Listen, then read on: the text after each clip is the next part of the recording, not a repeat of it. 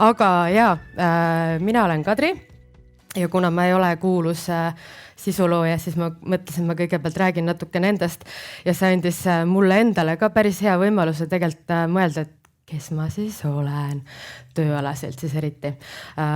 Kindel on see, et viimased peaaegu 10 aastat joogat ma olen õpetanud küll. Toidublogi ma olen pidanud natuke kauem sellest isegi, kuigi viimane retsept läks 2 kuud tagasi üles, et ma ei ole selles väga hea.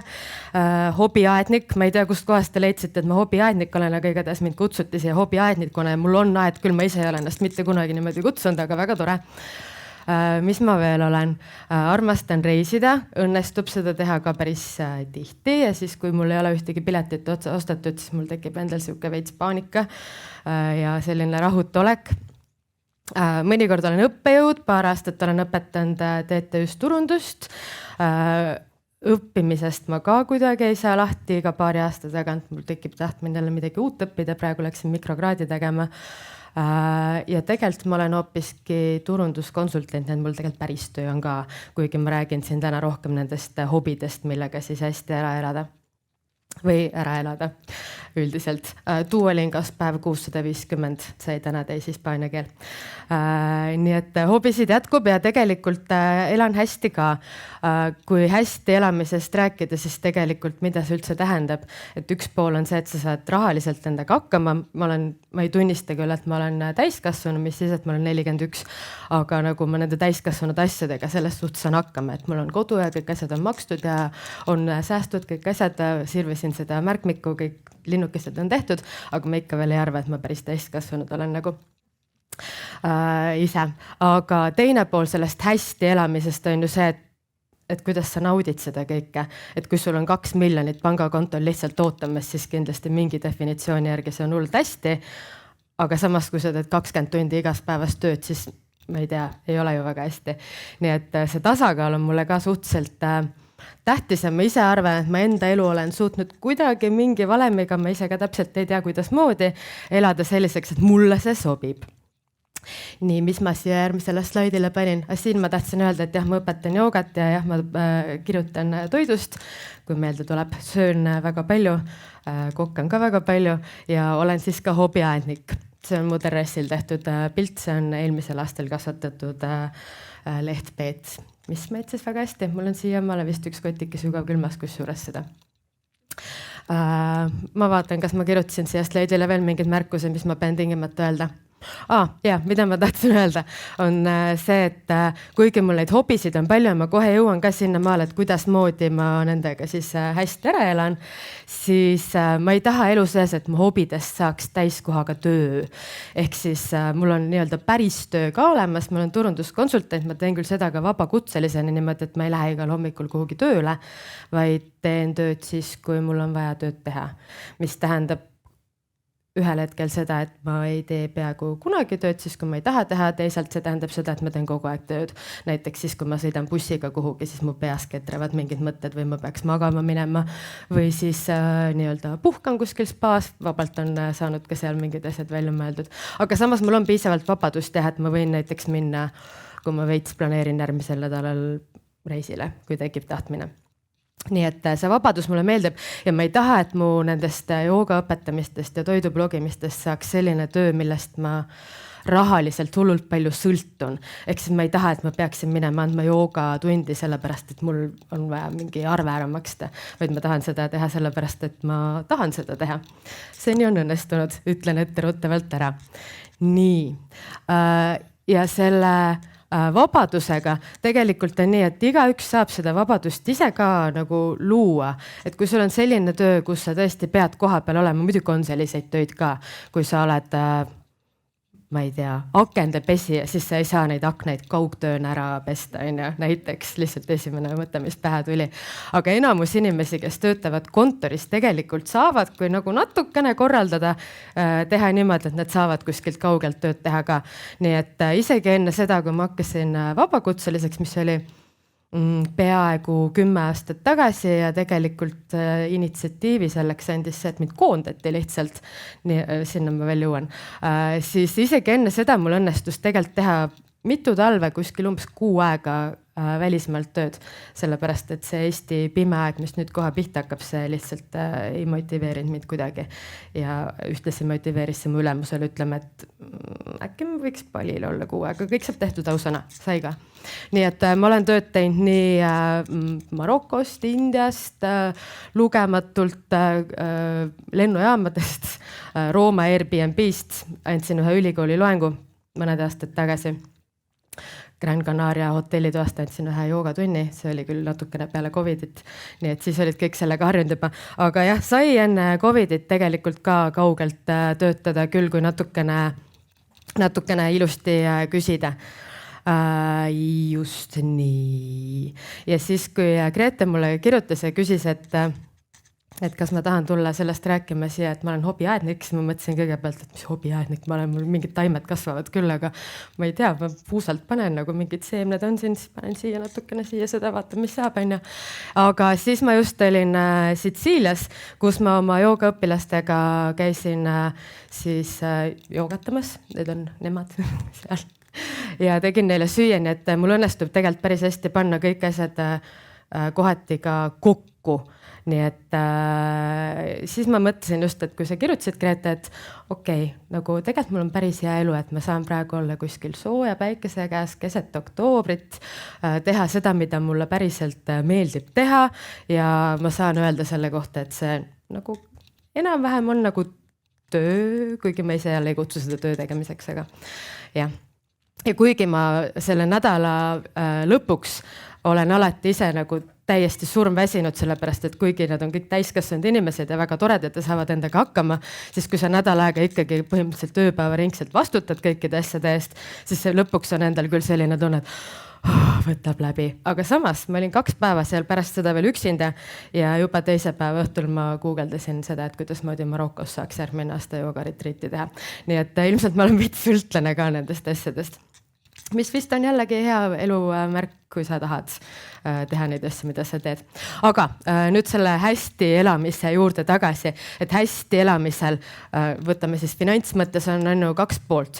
Üks pool on need kulud, mis võiks olla võimalikult madalad ja teine pool on need tulud, mis võiks olla võimalikult kõrged. Jällegi ma sirvisin seda raamatut, seal olid need ka iseenesest kirjas. Ja mind õnneks on õnnistatud sellise koonerdaja geeniga.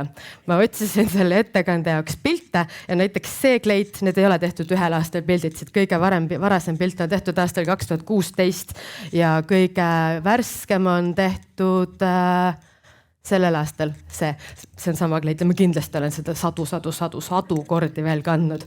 See sama kleit on mul vist peaaegu keskkooli lõpust ja ma lõpetasin keskkooli aastal 2003.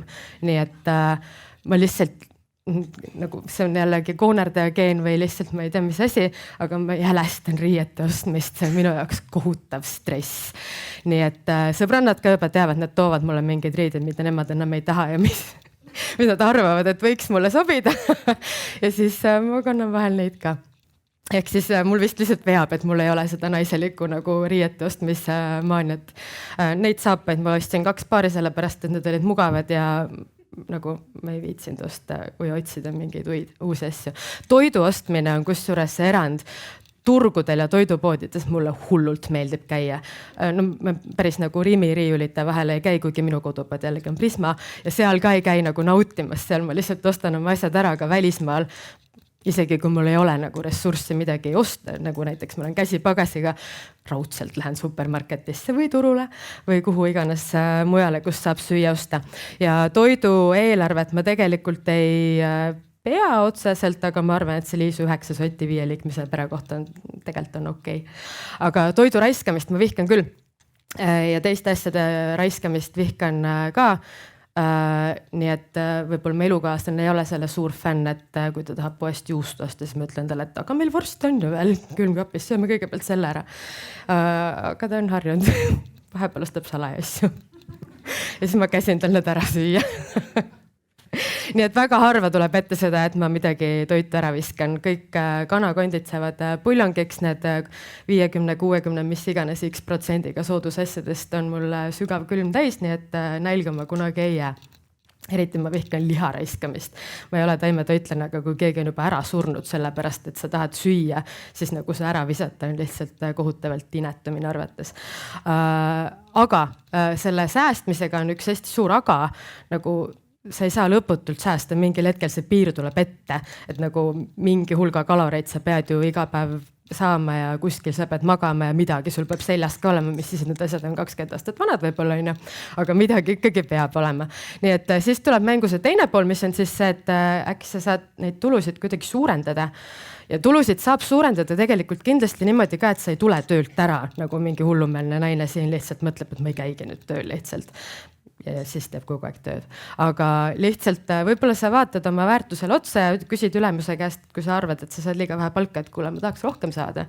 Küsi ilusamini, kui ma praegu küsisin, aga sisuliselt nagu kui inimene töötab aastaid niimoodi, et ta ei saa piisavalt raha oma, nagu siis ma ei usu, et ta väga motiveeritud on lõpuks seal. Nii et kuskil see peab muidugi kenasti põhjendatud olema, on ju. Nii et tasub küsida. Mina täpselt siin eelmise slaidi juurde võiks tagasi tulla, kui ma töötasin veel päris töökohas, mina samamoodi küsisin, nagu seal oli veel natukene meeste-naiste teema ka, nagu me ei tundunud väga aus. Nii et tasubki küsida. Võib-olla öeldakse ei, aga mis siis, kui jah öeldakse nagu, siis on hästi. Või siis, kui ikkagi tuleb kuskilt see piir ette ja jällegi see piir tuleb ka kindlasti kuskilt ette, siis äkki sul on midagi, mida sulle meeldib teha. Jälle, ma ei tea. Seeni korjata, kududa, süüa teha, jalutada, saad hommikul posti laiali viia, ma ei tea, ühesõnaga sõltub sellest, mida sulle meeldib teha, aga kindlasti kõigil ju midagi on. Sellel plaanil on üks väike miinus, on see muidugi, et sa laisk ei tohi üldse olla, et kui sa nagu laisk oled, siis on pekkis iga tähes. Aga lisateenimiseks võimalusi on ja mina muidugi ei läinud lõppkokkuvõttes seda teed, et ülemuselt kogu aeg palka juurde küsiksin sellepärast, et no ei läinud lihtsalt nii. Nii et mina sain nii-öelda vabakutseliseks niimoodi, et ühel hetkel umbes 10 aastat tagasi mind koondati päeva pealt suht ootamatult ja siis nagu sellel hetkel sa mõtled, et okei, et nagu sul on võimalusi on erinevaid, on ju. Võimalus on see, et sa satud paanikasse, satud masendusse, depressiooni, mõtled, et kellel mind üldse tarvis on, miks just mina. Ja siis sa oledki seal keras vaikselt diivanil võib-olla kuid ja kuid. Aga teine variant on see, et äkki sa võtad seda võimalusena. Ja mina otsustasin suhteliselt kohe, et ma nagu koondamine tegelikult on hullult hea viis töölt ära minemiseks, sellepärast, et sul vähemalt paar kuud on tegelikult majanduslikult kindlustatud, kui sa oled piisavalt ennem tööl käinud. Ma ei tea, kuidas tänapäeval on, aga ju ikka on. Ja mina otsustasin, et ma puhkan tegelikult nagu nii kaua, kui ma välja puhanud olen. Välja ma ei puhanud vist mitte kunagi päriselt, aga tuleb välja, et ma nagu lihtsalt koju ka ei viitsin teada, sellepärast, et umbes nädala aja pärast ma hakkasin nullist seda toidublogi heitamast, igavakas. Ise ehitasin kodulehe ka kõik veel, mis guugeldasin, kuidas moodi käib. Ja umbes 6 aja pärast panin ennast joogaõpetaja koolitusele kirja, sest tundus selle hea plaan. Nii et mul läks niipidi ja kui ma läksin Indiasse joogaõpetajaks õppima, siis tegelikult mul oli kontoritöökoht oli juba täpselt, ma ei tea, 3 päeva pärast peale tagasi tulekut oli olemas ja ma töötasin seal ka tükk aega pärast veel 2 aastat vist. Aga jah, nii et ma ei mõelnud, et ma hakkan joogaõpetajaks või ma hakkan elukutseliseks toidublogijaks, vaid lihtsalt läks kuidagi nii. Ma ei tea, võib-olla vedas lihtsalt. Aga jah, toidublogi tuli niimoodi, et mulle meeldib süüa teha, mulle meeldib kirjutada, vihkan toidu raiskamist.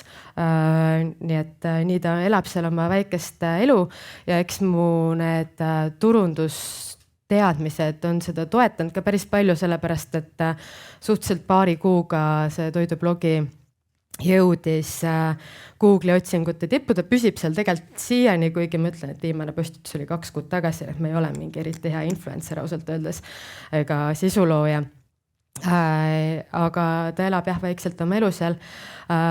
Mõned koostööd võtan ka vahel vastu, kui nad sobivad minuga, mõned ütlen ära ka. Nii et ma tean, et sellel potentsiaali on rohkem, nii et kui ma päriselt see oleks mu viimane võimalus üldse finantsiliselt hakkama saamiseks, siis ma kindlasti saaksin sinna rohkem panustada ja saaksin sealt rohkem nii-öelda raha ka tagasi. Aga jällegi see ei ole mu prioriteet, ma lihtsalt tahan sinna panna retsept üles siis, kui mul tekib mingi tunne, et see on see retsept, mida tahaks jagada.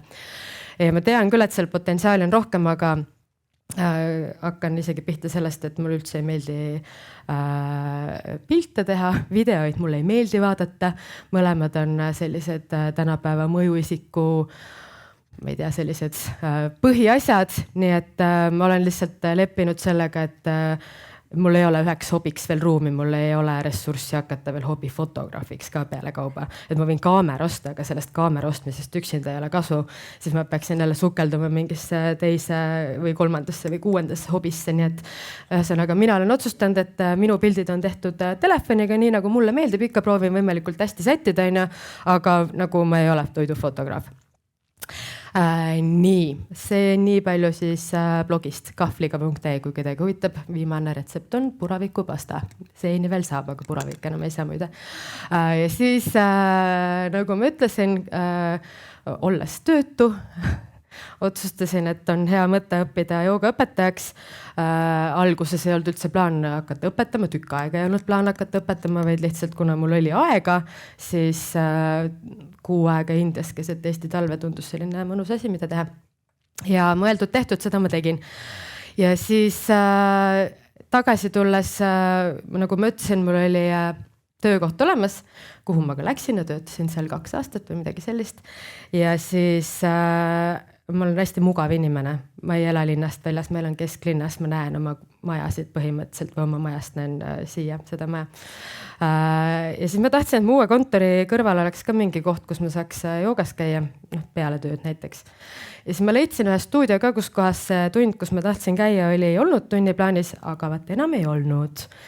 Ja siis ma kirjutasin sinna stuudiosse, et aga kus on, ma tahan tulla nüüd kohe. Kirjutasin, et meie joogaõpetaja ei anna seda tundi enam. Mille peale ma siis vastasin, et aga no tegelikult ma võiksin ise anda seda tundi põhimõtteliselt ju nagu. Ja siis juba vist nädala pärast ma andsingi neid tunde päris töö kõrvalt keset tööpäeva lõuna ajal 2 korda nädalas.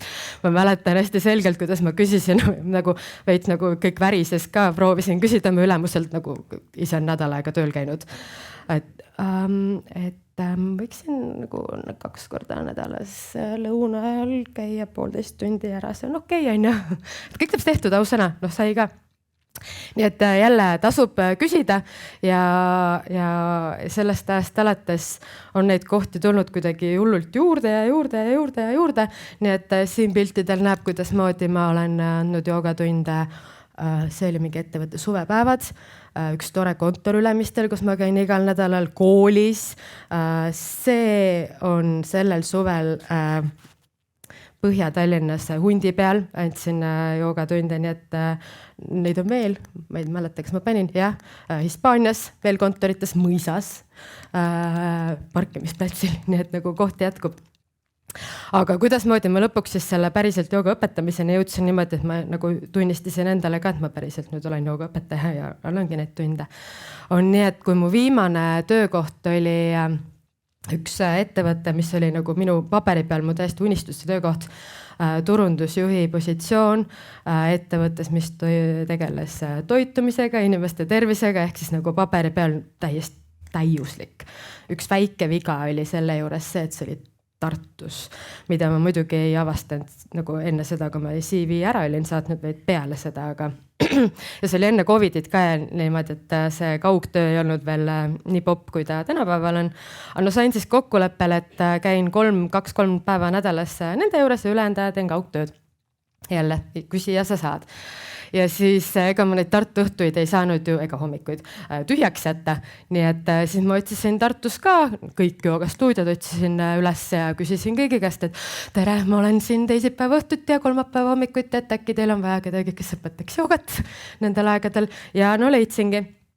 Ja kuigi ma seal viimases päris töökohas töötasin ainult pool aastat, siis joogatunde Tartus ma andsin tegelikult mitu hooaega peale seda ka niimoodi, et ma sõitsingi rongiga, sõitsin Tartusse teisipäeva õhtuti, andsin seal 2-3 joogatundi järjest ja siis sõitsin öösel tagasi rongiga või bussiga. Samal ajal sain siis transpordi ajal teha umbes 5-6 tundi oma tööasju arvutis. Nii et kõike saab, kui väga tahta. Ja ma jälle kontrollin, et kas ma jätan midagi tähtsat rääkimata, sellepärast, et mul on nii palju asju tähtsad. Nii, aga oleks jätnud peaaegu. Ehk siis, miks ma siis nagu päris töölt lõpuks ära tulin? oligi see, et see viimane töökoht tõesti paberi peal oli nii minu teema, et see oleks pidanud olema mul, ma ei tea, pensioniajani vist nagu minu positsioon või midagi sellist, aga läks teisiti. Ja ma mäletan, et ma tegin juba nii-öelda päris töö kõrvalt, tegin projekte, turundusprojekte siis kõigepealt tuttavatele, keegi küsis, et kas sa saad aidata ja nii edasi. Siis mingil hetkel ma kasutasin Upwork platvormi, kus saab selliseid rahvusvahelisi tööampse otsida endale, väiksemaid, suuremaid, igasuguseid. Ja siis ma mäletan hästi selgelt, kuidas moodi mu elukaaslane mingil hetkel, kui ma jälle kuskil diivanil õhtul või öösel tööd tegin, et kas midagi targemat pole ajaga teha, kui nagu mingi kell 9 õhtul mingit tööd teha, siin sa käid tööl juba päeval. Ja siis ma mäletan, ma ütlesin talle, et aga vaat, mis siis juhtub, kui ma ühel hetkel ei käigi enam päris tööl, et see ongi mu töö. Nii et nüüd ongi läinud niimoodi, et nüüd ma teengi oma blogi ja joogat ja päris tööd ka, aga siis kui mina tahan ja ühtlasi olen ka hobiaetnik, ma kohe vaatan, mis siit tuleb. No vaat, õnneks ma rääkisin kõik selle juba ära, mis siin kirjas on, ja päris töö ongi siis kõik see, isegi see, mida ma praegu teen, on siin nagu, ma ei tea, võib-olla öelda, et on töö. Jälle ma ei tunne, et see on töö, aga nagu tegelikult seda võib nii nimeta. No ja hobiaetnik ma siis olen tegelikult põhimõtteliselt ka. Mul on läinud jälle väga hästi elus, et mul on selline tore terrass Tallinna kesklinnas, kus päriselt saab korjata kurki veel täna hommikul 31. oktoober. Aga need pildid on kõik mu eelmises kodus, mis on selline standard rõdu, väikese rõdu suurune asi, kus on ka taustal hästi palju näha mingit taimi, nii et nagu see on tahtmises kinni, rohelist sibulat saab kogu aeg kasvatada. Kartulit olen kasvatanud terrassil, suvikõrvitsad tuleb, ürte tuleb ohtralt, tomatitaimi ma päästan ka, kus juures kevadeti 40 senti taim ja ma arvan, et kilo tomatit ikka on saanud. Ja siia lõppu ma jätsin teile ühe videokese jälle, mis hõlmab kõik, mida mu elus meeldib teha, ehk siis minu sõbrad tulevad mu terrassile kokku, kõigepealt teeme joogat, siis sööme ja taimed on ka sellega, need taimed on seal teisel pool kaadrit, nii et neid te praegu ei näe. Ja nii ongi, rääkisin lõppu hästi kiiresti, Raino.